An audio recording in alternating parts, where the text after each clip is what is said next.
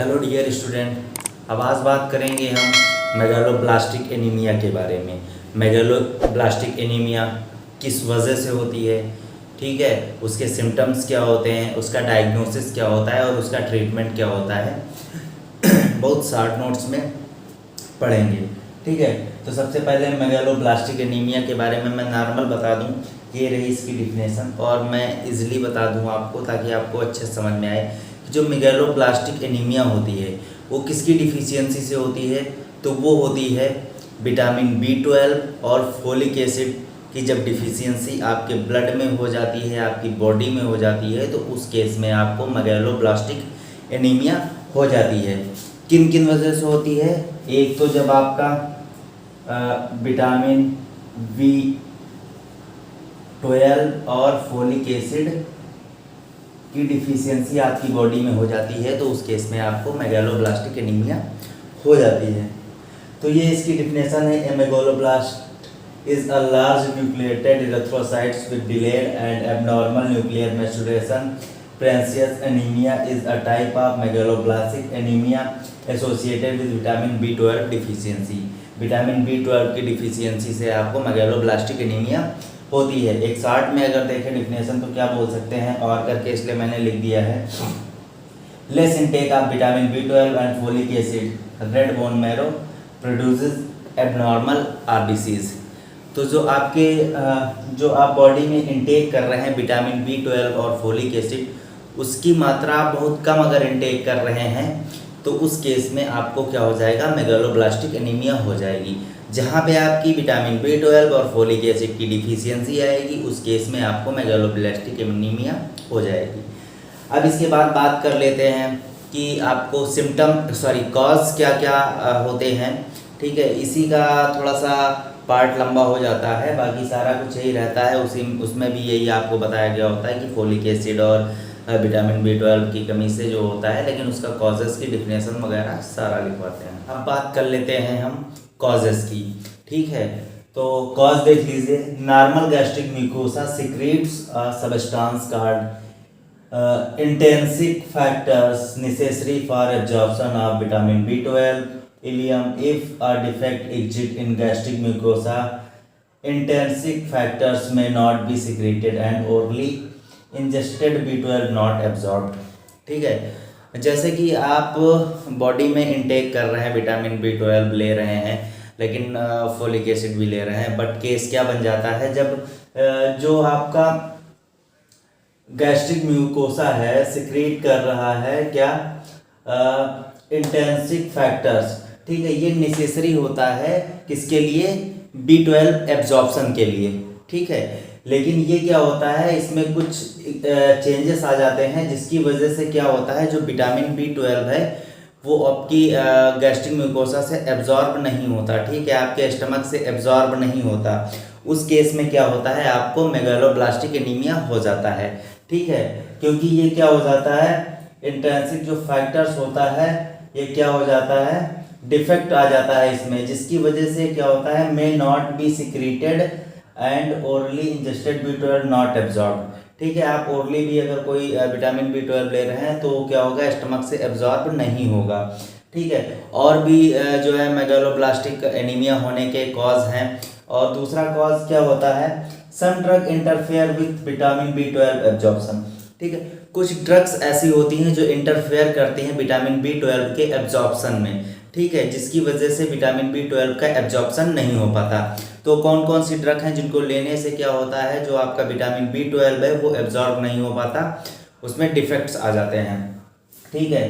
तो ये ड्रग है इंटरफेयर करती हैं विटामिन B12 के एब्जॉर्प्शन में। तो पहला है आपका एस्कॉर्बिक एसिड, ठीक है, इसकी वजह से आपका क्या होता है, विटामिन B12 एब्जॉर्प्शन रुक जाता है। नियोमाइसिन है और हार्मोनल कंट्रासेप्टिव ड्रग्स जो होती हैं उसकी वजह से क्या होता है, विटामिन B12 का एब्जॉर्प्शन आपकी बॉडी में नहीं हो पाता, जिस केस में आपको मेगालोब्लास्टिक एनीमिया हो जाती है। अब इसके बाद देख लेते हैं सिम्टम्स वही पुराने सारे होंगे, लेकिन फिर भी मैं आपको लिख के बताया दे रहा हूँ।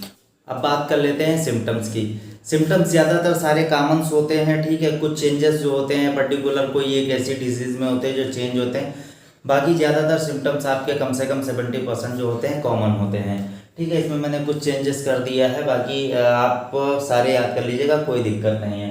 तो इसमें dyspnoea on exertion, pallor, sore mouth, diarrhoea, vomiting, weight loss, nausea, heart failure. इसमें आपके क्या क्या सिम्टम्स नज़र आएंगे? थकान आएगी, ठीक है, काम करते वक्त आपकी बॉडी पीले कलर की महसूस होगी, सोर माउथ, आपके जो है जबान में छाले होंगे, ठीक है, डायरिया हो जाएगी, वोमिटिंग होने लगेगी, ठीक है, वेट लॉस हो जाएगा मतलब वज़न कम हो जाएगा, नाउजिया मतलब वोमिटिंग फील होगी, हार्ट फेल्योर मतलब हार्ट फेल होने के चांसेस रहते हैं, हार्ट डिजीज़ हो जाती है, और भी इसमें बहुत सारे हैं, ठीक है। तो और भी सिम्टम्स अगर चाहोगे तो लिख सकते हो, हेडेक लिख सकते हो, फीवर लिख सकते हो, ठीक है, वीकनेस लिख सकते हो, कुछ भी लिख सकते हो, ठीक है। लेकिन जो कुछ हैं जो आपके हैं, जैसे शॉर्टनेस ब्रीद हो गया आपका, ये क्या होते हैं? ये सारे सिम्टम्स होते हैं आपके जब आपको megaloblastic anaemia, iron deficiency anaemia, aplastic anaemia, कोई भी एनीमिया हो जाती है, तो ज़्यादातर आपके सिम्टम्स जो हैं वो सारे कॉमन हैं। तो अब इसके बाद देख लेते हैं डायग्नोस्टिक क्या करते हैं, बात कर लेते हैं डायग्नोस्टिक एवालुएशन की। तो ठीक है, तो आप जो डायग्नोस्टिक एवालुएशन हर एक एनीमिया में करवाते हो, इसमें भी करवाओगे। तो सीबीसी जब चेकअप करवाओगे तो उसमें जो आपका ब्लड है, सेमन है, वो डिक्रीज हो जाएगा, हीमोग्लोबिन एंड हीमोक्रिट, मार्क्ड वेरिएशन इसमें दिखाई देगा, किसमें साइज और शेप में, ठीक है। आप आरबीसी के साइज और शेप में वेरिएशन दिखाई देगा जब आप चेकअप कराओगे, डायग्नोसिस कराओगे। इससे आप पता लगा सकते हो। फोलिक एसिड आपका नॉर्मल रहेगा, लेकिन विटामिन B12 जो है आपका वो लेवल डिक्रीज हो जाएगा, मतलब कम हो जाएगा, ठीक है। आपको मैंने पहले ही बताया है कि जो आपकी मेगालोब्लास्टिक एनीमिया होती है वो किसकी कमी से होती है? जब विटामिन B12 एब्जॉर्ब नहीं हो पाता, ठीक है, या फिर विटामिन B12 की डिफिशियंसी से आपको मेगालोब्लास्टिक एनीमिया होती है। तो जब इसका डायग्नोसिस कराएंगे और चेकअप करवाएंगे तो उसमें क्या दिखाएगा? विटामिन B12 डिक्रीज है।